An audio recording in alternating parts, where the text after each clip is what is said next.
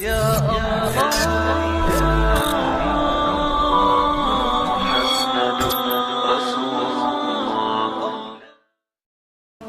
بے حیا کہہ دے ممکن ہے میری اس گفتگو کو سن کر، لیکن واللہ بے حیائی کی بات نہیں کرنے چلا بلکہ دل کا درد پیش کرنے چلا۔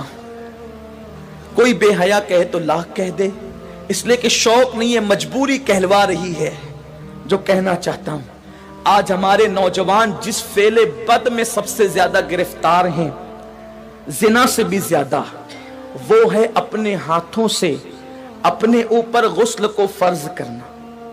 مجھے اس سے آسان اور اس سے باحیا الفاظ اس گناہ کے حوالے کی تشریح کے لیے نہیں مل پا رہے ہیں کہ لوگ اپنے ہاتھوں سے، نوجوان حمام کے اندر بیٹھ کر، بیت الخلاء میں بیٹھ کر، تنہائی میں بیٹھ کر اپنے ہاتھوں سے اپنی عصمت سے کھیلتے ہیں اور وہ اپنے ہاتھوں سے اپنے اوپر غسل کو فرض کرتے ہیں۔ یہ کیا ہے؟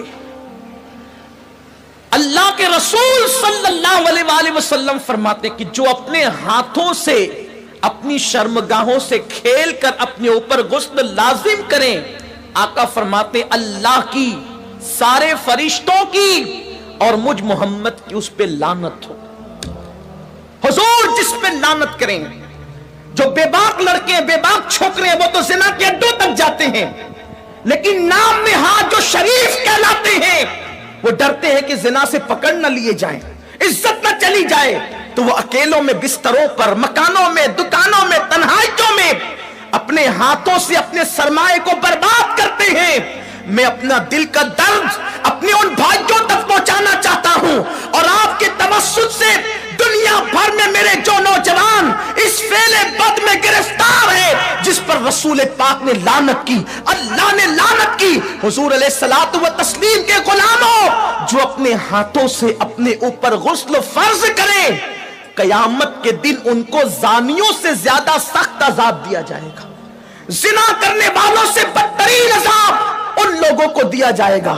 اور میرے آقا علیہ السلام فرماتے ہیں قیامت کے دن کچھ لوگ ایسے ہوں گے جن کے ہاتھ حاملہ ہوں گے، ہاتھوں پر حمل کے آثار ہوں گے۔ صحابہ نے عرض کی یا رسول اللہ، لوگوں کے، مردوں کے ہاتھ حاملہ ہوں گے؟ آقا فرماتے ہیں ہاں، جنہوں نے اپنے ہاتھوں سے اپنے اوپر غسل فرض کیا ہوگا، اشاروں کی زبان میں اس کا مفہوم عرض کر رہا ہوں، قیامت کے دن وہ اس حالت میں اٹھیں گے کہ ان کے ہاتھ حاملہ ہوں گے۔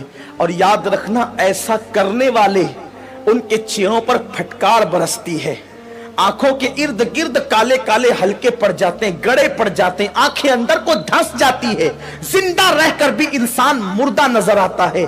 اور اگر 1 مہینے تک یہ فعل بد کر لیا، ساری زندگی اس کی عادت پڑ جاتی ہے۔ ایک وقت تو وہ آتا ہے کہ انسان شادی کے قابل نہیں رہ جاتا۔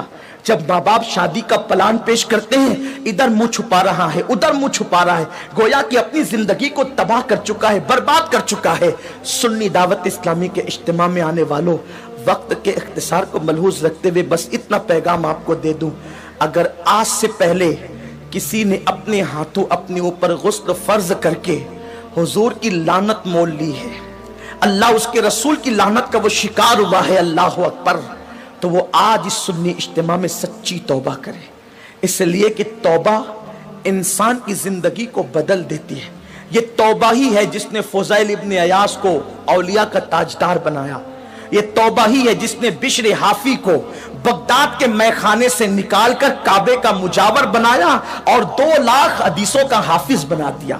یہ توبہ ہی ہے جو انسان کو بہت بلند مرتبے تک لے جاتی ہے۔ آج سچی توبہ کر لیں، اس لیے کہ توبہ کرو گے نجات پاؤ گے۔ ایک حدیث پاک کا خلاصہ اختصار سے اور اپنی گفتگو تمام کروں، جب بھی ایسے گناہ کرنے کو دل چاہے تو اس وقت اتنا سوچنا کہ اللہ دیکھ رہا ہے، اگر یہ سوچ کر کے گناہ چھوڑ دیا تو زندگی کامیاب ہے۔ میرے آقا علیہ السلام نے اس حدیث کو، عبداللہ ابن عمر کہتے ہیں میرا بچپنا تھا، کم و بیش 7 مرتبہ میں نے حضور سے یہ حدیث سنی ہے۔ آقا فرماتے ہیں کفل نام کا بنی اسرائیل میں ایک شخص تھا، ایک جوان تھا، گناہ کرنا اس کی عادت تھی۔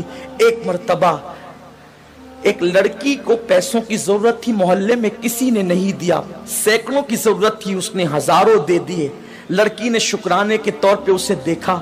اس نے لڑکی کو کہا ایک کام کرو, میں نے اتنے پیسے دیے ہیں, اس کے بدلے میں کچھ نہیں چاہتا, بس اتنا چاہتا ہوں کہ تم میرے گھر چل کر تھوڑی دیر بیٹھ جاؤ اور مجھ سے کچھ باتیں کر لو. لڑکی چلی گئی, اس نے ساری کھڑکیاں اور دروازے بند کر دیے اور لڑکی کے ساتھ بیٹھ کر باتیں کرنے لگا. جب کھسک کر کے آگے گیا تو لڑکی کے بدن پر کپ کپی طاری ہو گئی, وہ اٹھ کر کھڑی ہو گئی. اس نے پوچھا اے لڑکی, تیری مدد کسی نے تو نہیں کی, پھر آخر اس کھڑکی دروازوں کے بند ہونے کے بعد تو کس سے ڈرتی ہے؟ تو لڑکی نے جواب دیا کہ کوئی نہیں دیکھ رہا ہے. کفل تو نے 1000 بار ایسے کام کیے ہوں گے, لیکن آج سے پہلے میں نے ایسے کوئی کام نہیں کیا.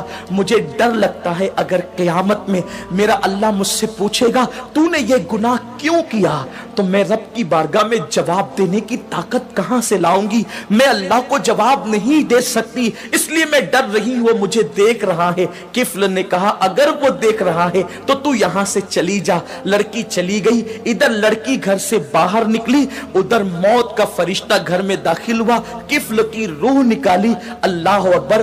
یعنی اگر کفل گناہ سے نہ بچتا تو کس حالت میں اس کو موت آتی, ذرا سوچیں. بستروں پہ لیٹ کر اپنے اعضاء سے کھیلنے والوں کو میں پوچھنا چاہتا ہوں, گندی تصویریں دیکھ کر اپنے اوپر غسل فرض کرنے والوں کو پوچھنا چاہتا ہوں, زنا کے مناظر دیکھ کر اپنے جذبات پہ بے قابو کرنے والے میری قوم کے جوانوں سے, میرے بھائیوں سے پوچھنا چاہتا ہوں, میں اپنے قوم کے مستقبل کو کتنا تاریک دیکھوں. جو قوم کبھی مصلی پر رات گزارتی تھی, پاک آنکھوں کو رو رو کر کے پاک کرتی تھی, آج اس قوم کے جوان بستروں پہ ناپاک ہو رہے ہیں, اپنے ہاتھوں سے ناپاکی کو خرید رہے ہیں. اللہ اکبر. سوچو اگر اسی حالت میں موت کا فرشتہ آ گیا اور موت آ گئی تو اللہ کو کیا جواب دو گے, کیا منہ دکھاؤ گے رب کی بارگاہ کے اندر؟ اللہ اکبر. کفل جیسی وہ لڑکی گھر سے باہر نکلی, موت کا فرشتہ آیا, کفل کی روح نکالی اور کفل مر گیا. جنگل کی آگ کی طرح یہ بات پھیل گئی پورے محلے میں, کفل مر گیا مر گیا مر گیا. کچھ عابدان اور زاہدان نے خشک نے باتیں کی, اتنا پاپی تھا, پتہ نہیں اس کا منہ کیسا ہو گیا ہوگا. ایسے میں کسی نے کہا کچھ بھی تھا لیکن کلمہ پڑھنے والا تھا, اس کی میت میں جانا تو پڑے گا. جب لوگ اس کی میت میں گئے تو اس کے گھر پر قدرتی قلم سے لکھا ہوا تھا کہ کفل اللہ سے ڈر کر ایک گناہ سے بچ گیا, اللہ نے اس کی ساری زندگی کے گناہوں کی مغفرت فرما. آؤ ہم بھی سچے دل سے توبہ کر لیں, رب کو منا لیں.